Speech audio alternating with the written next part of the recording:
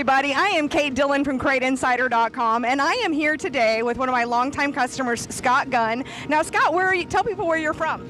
I am from actually right here in Imperial, Pennsylvania. Excellent. And tell me how you got started racing. Like I explained to some other people, just a bad idea, I guess, and I always loved it and wanted to do it, and I just one day bought a car and about 22 years ago and started doing it.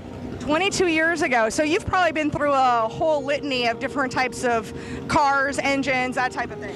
Yeah, we started in E-mods back in 96, I guess it was, and moved from there into a limited late model and then a super late model. Now we're back into a crate late model. So tell me a little bit more about your crate program and how you got started with running a crate.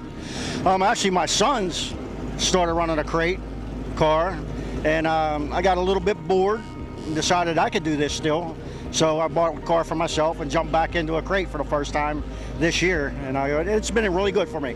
Well, that's fantastic, and I know before we got on camera, I just found out that you are a first-generation racer. That's so rare these days. Yeah, I am.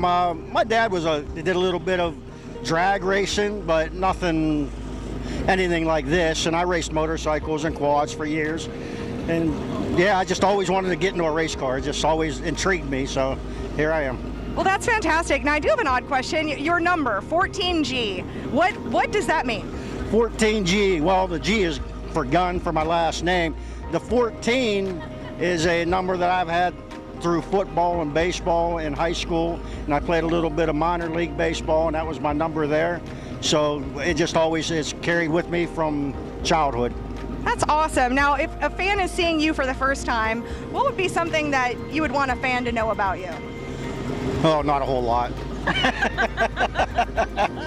A fan would want to know, as you said, as a first-generation racer, coming in blind, not knowing a darn thing about anything, that I am a person who asks a lot of questions. Sometimes to a point where it drives people crazy, but that's how you learn. And if somebody wants to be a first-time racer, they can always come over and talk to us and give them a little bit of direction, or go to somebody. Just go to a track and go to somebody and get some direction. Well, and that is just a fantastic tip, and I'm really excited for you too that you have two sons and you have them both in race cars too. Am I right? Correct. My oldest son now runs in a super late model class. My youngest one races in a crate class with us. Gotcha. Now, okay, two more questions, and one of them is, who would you like to thank?